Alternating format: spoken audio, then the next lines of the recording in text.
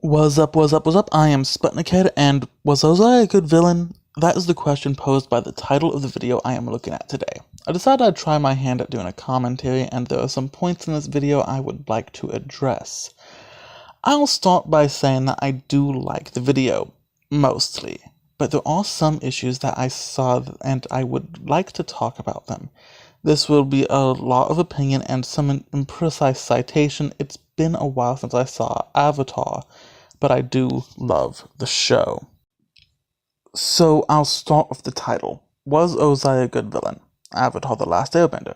Ask a question that, hang on, spoiler alert, is not the focus of the video. It hardly talks about if Ozai was a good villain by any definition of the phrase, and that's what I clicked to see. A better title would have been, Is Zuko the real hero of Avatar: The Last Airbender? At least it would have been more accurate to the content of the video. Gonna skip the disclaimer at the beginning that says this is a re-upload to avoid copyright strike.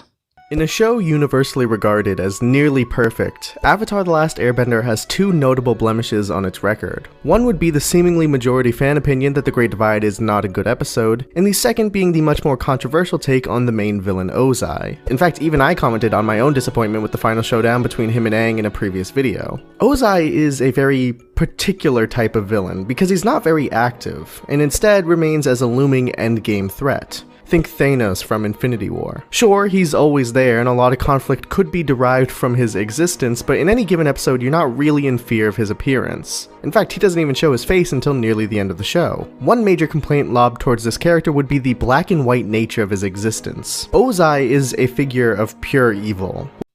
I would argue that Ozai is more complicated than that, even if it is only subtly shown. This is only my opinion, however. While a nation that intends to rule and conquer could made out to be, at the very least, morally grey, the Fire Nation seeks to bring nothing to the world but pain and suffering. It is not the spread of technological and agricultural advancement, but rather a desire to have power. This is in large part due to Ozai. When led by Sozin, spreading the prosperity of the Fire Nation was at least in the game plan. It was argued to not be worth it by Avatar Roku, but it was arguable. Ozai had no resolve for world improvement other than the idea that a world led by him would naturally be improved.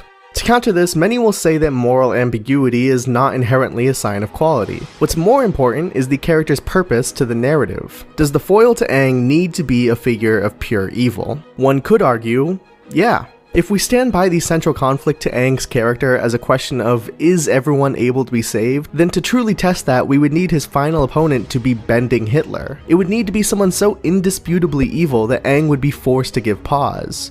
Would the world be better off by killing Ozai? Or is the act of killing someone so unjustifiable that it wouldn't matter if it was for the quote-unquote greater good? These are questions that could only be answered through a conflict between Ozai and Aang. I do like what he's saying here, but the "can everyone be saved" question does not require bending Hitler or Bentler to be asked. My counterpoint? Jet and the Dai Li. Jet is ostensibly a good guy, but is willing to kill an entire village just to wipe out a single squad of Fire Nation soldiers. He is stopped, but doesn't necessarily learn his lesson, as when he is next seen on the way to Ba Sing Se, he seems better, but quickly goes nuts once he suspects Uncle Iroh, and by extension Zuko, of being Fire Nation spies trying to infiltrate the city. He goes right back to his old ways, trying to prove it too. The Dai Li are an elite secret police who are used to suppress the citizens of Ba Sing Se and keep an illusion of the war not existing. They very willingly sided with Azula at the end of the second season. They had a secret prison and everything on top of brainwashing. While visually styled after the SS, they act more like Soviet secret police, but that's on the other side of the point. My point is, neither of these examples were saved. Jet died, and the Dai Li simply changed loyalties again like socks.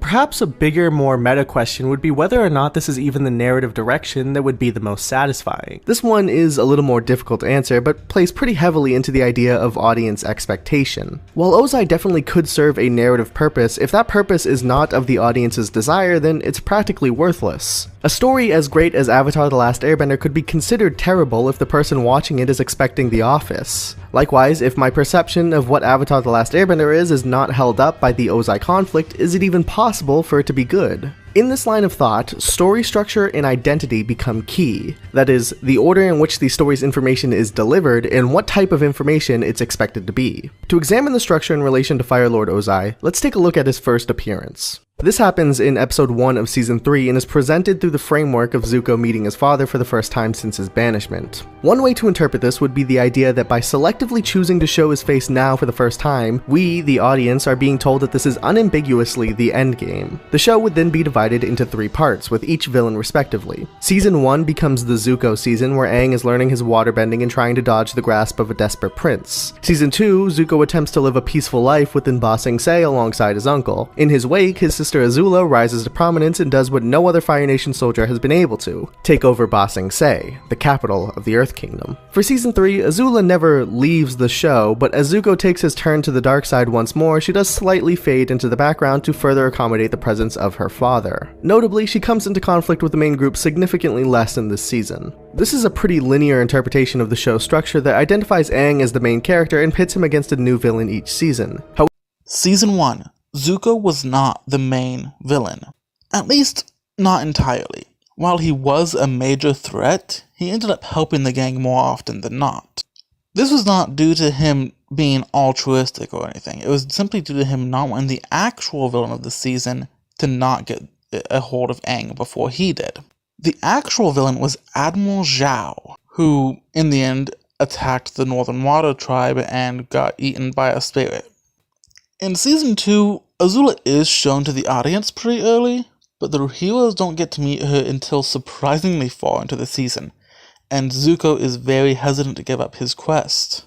Season 3, Azula does not fade into the background like you imply. We simply see her directly answering to someone else.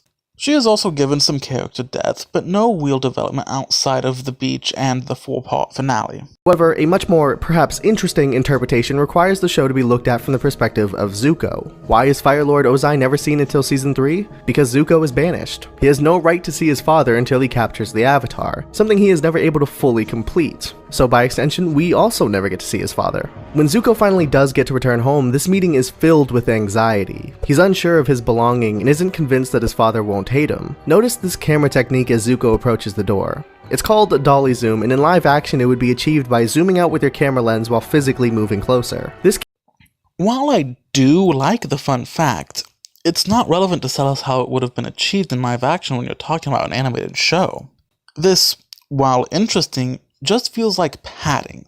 You could have left it at the name of the technique and the symbology of it. Keeps the subject, Zuko, in frame at a consistent size while the background ends up becoming much larger. The intention of this trick has varied throughout history, first coming to prominence as a method of creating vertigo in the movie Vertigo. In this situation, that could hold somewhat true. The technique could be cluing us into Zuko's state of unease. The door, a Fire Nation insignia, represents his father, its massive size over Zuko as a figure of authority towering over his presence. He builds the nerve to walk in and we see a nearly empty room. The lighting is dim, with a wall of fire seeming to be the only source. Behind this wall of fire, this symbolic separation of Zuko, is his father, Ozai. We walk in from the perspective of a wide, almost bird's-eye POV, showcasing the massive scale and power within Ozai's hands. Notice his seating as above Zuko's, a demonstration of superiority. As Zuko kneels, we cut to the back of Ozai's head. Even in this moment, through shadows and camera positioning, we are not allowed to see the Fire Lord because Zuko is still unsure of his belonging. He isn't convinced that he's been redeemed enough to really look at his father. In chimes the iconic voice of Mark Hamill, most famously known as Luke Skywalker, but close second in The Joker. This is a fantastic pairing of voice and character due to the dichotomy in what it could represent. In this moment of uncertainty and fear, we hear the Joker. Even in the next shot, when we get to see a brief glimpse at Ozai, it's only the bottom half, specifically stopping below the eyes. The inability to see a person's eyes is often linked to the uncertainty of being able to get a feel for who they are.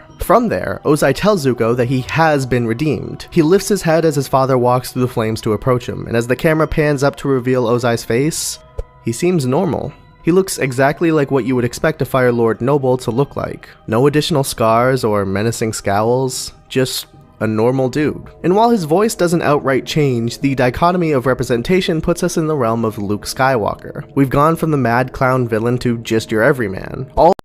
Okay, so when I watched this and Ozai spoke, I heard Ozai, not the Joker, not Luke Skywalker, not even Mark Hamill, really.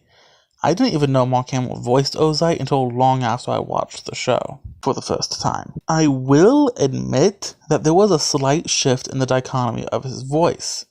It was only really a shift between rage and acceptance, though. He was the Fire Lord before and after his face reveal, and he could have made a killing reading creepypastas on YouTube.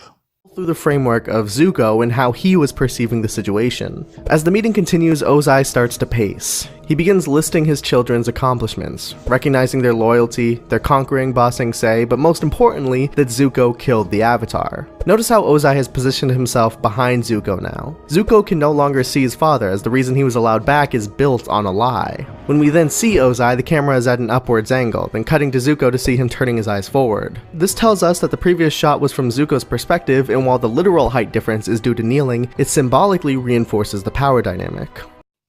I'm just gonna say, all this talk of symbolism is not just subjective, but also conjecture.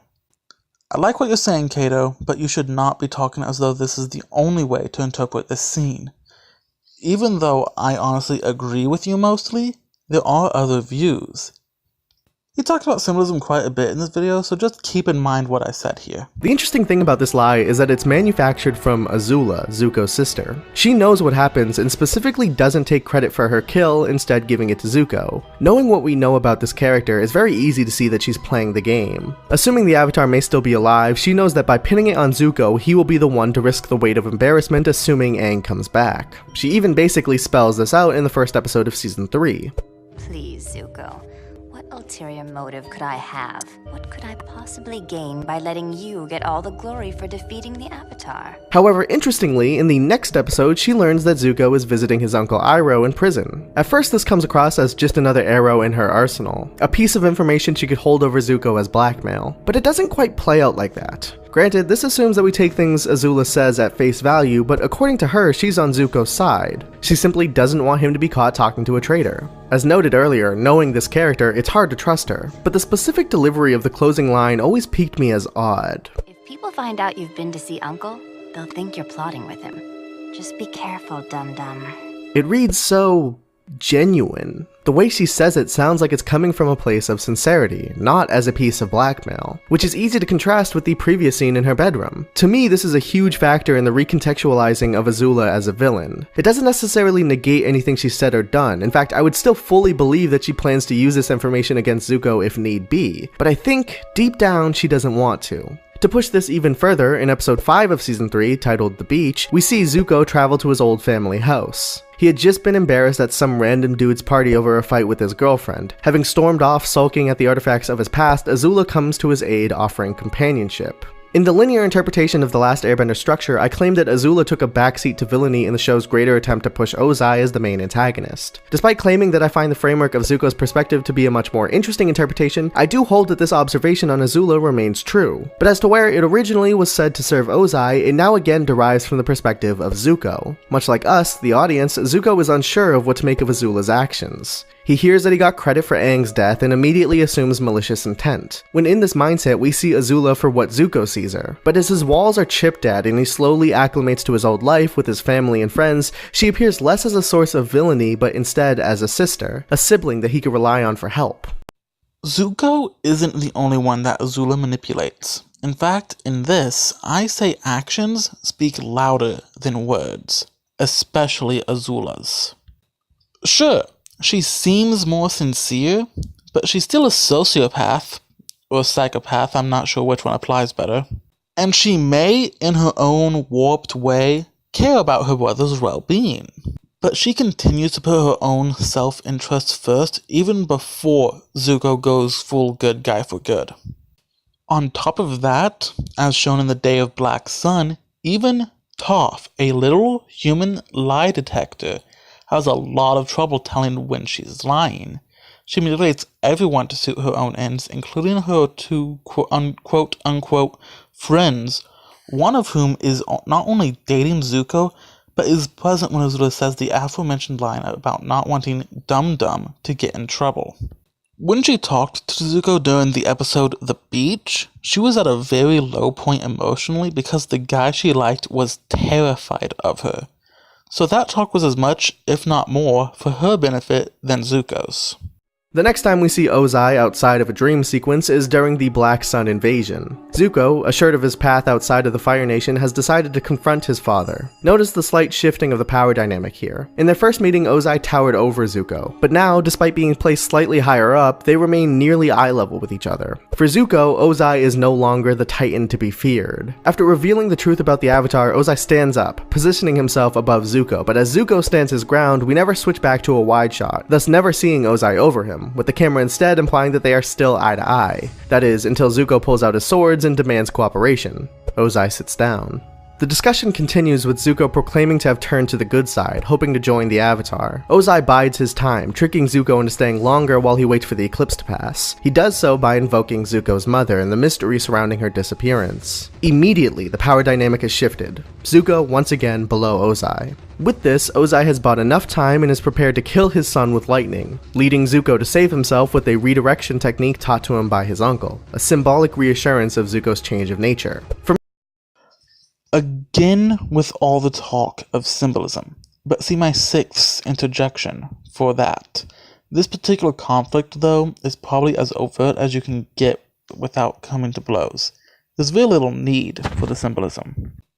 You are, however, missing an important point. Zuko called Ozai out for being an abusive father in this scene, and said that Iroh is his real dad. Not in so many words, but still.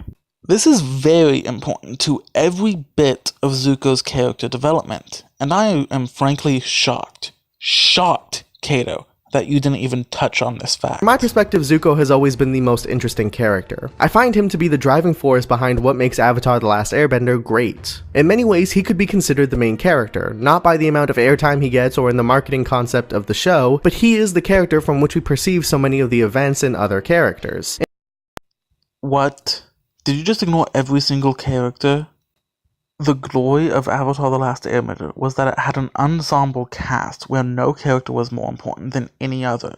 I would say that Zuko is a main character, but not the main character. We do see through his eyes a fair bit, especially given the fact that he started out as an antagonist, but Aang is still the primary POV character. And not just because of the fact that he is the nominal last airbender, but also because he is almost as much of a stranger to this world as us. I would say there's more of an argument for Katara being the main character than there is for Zuko, but any argument either way falls flat when you look at the show as a whole, as every character out of the main five has an equal amount of focus put on them, and even secondary characters have complex story arcs and character development. And a villain is nothing without their hero. There are very few things one could call essential to storytelling. So much of the medium is centered around a lack of rules, instead preferring to have principles that should be followed but are far from necessary. One of these essentials would have to be conflict. A story in which nothing happens is not a story. Conflict breeds drama, it gives life to our words. This is the simplified purpose of having an antagonist. Ozai is a fantastic villain when put through the framework of Zuko, and I think is representative of what people want out of the series. He represents everything Zuko has ever wanted, and through him we run the gamut of Zuko's emotions. It's when Ozai is taken from that role and instead given to Aang that we run into the potential issue that so many people seem to have.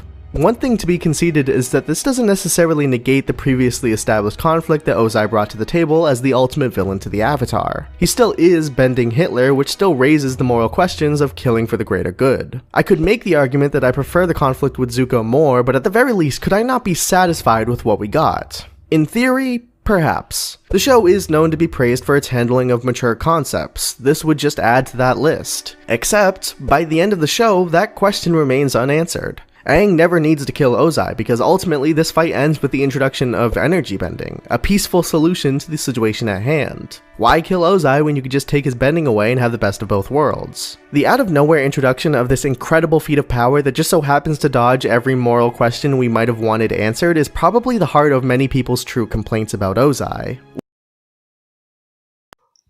What? While I will concede that energy bending comes off as a deus ex machina, there is a subtle foreshadowing in the episode The Library to at least the dragon turtle. That, however, is not the point that I'm mad at. Kato, I like you. You make some good videos and seem to know a fair bit about storytelling and symbolism. But you are completely missing the point. I would like you to explain how taking a non-lethal path sidesteps the question of killing for the greater good. This may just be poor wording on your part, but please explain this thought process to me. For you see, by not killing Ozai, Aang is answering that question. By saying there is always a better way, a way that does not require bloodshed and allows one to make efforts to right their wrongs if they wish to do so.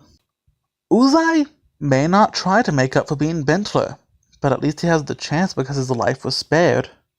Aang, and by extension the show, is saying that the killing is never the answer, never the solution, and always wrong.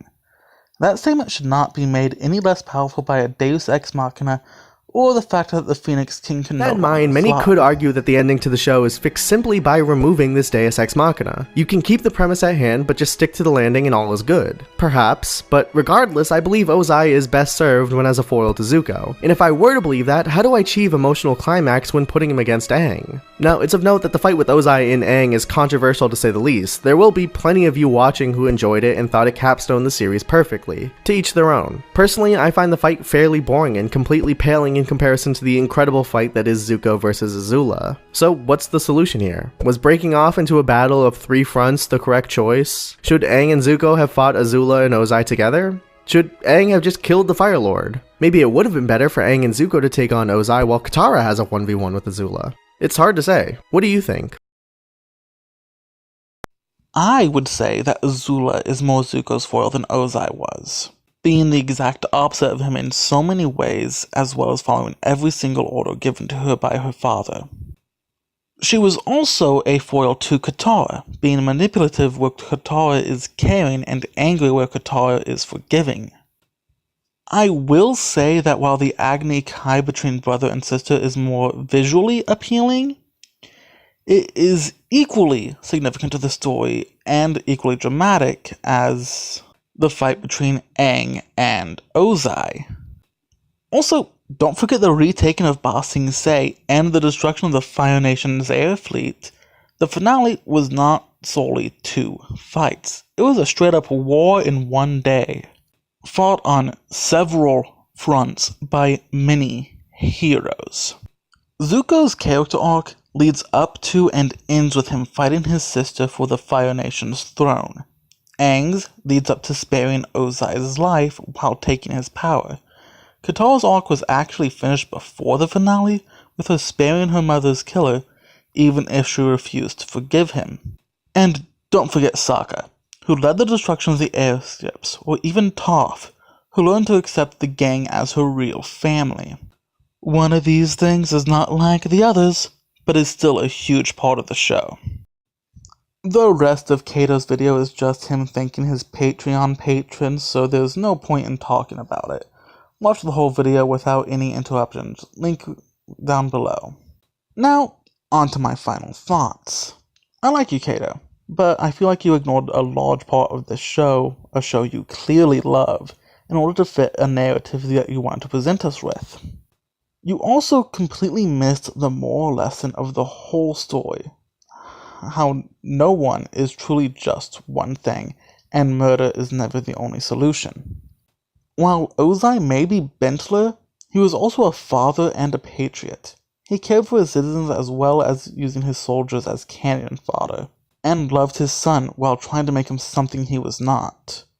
Aang, while the altruistic hero, is still a selfish child. Sokka, while a warrior, is a sensitive soul, and the sarcasm and meat guy. Toph, while great, powerful earthbender, is still a lonely human who does not trust the affections of others. Katara, while a motherly figure, is still a teenage girl who gets jealous and love-struck. Zuko, while a rage-filled, proud prince, still cares about others far more than he lets on. And Azula, while a conniving, manipulative opportunist, is still a broken child, hoping for the approval of others, especially her father. That is the core of the show that you ignored, Kato, and that is what the whole show is truly about. Jeez, I was long-winded there at the end, wasn't I?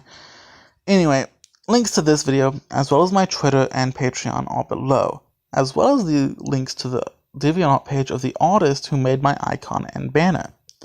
Like, comment, subscribe, and share with your friends if you wish. I'm outie.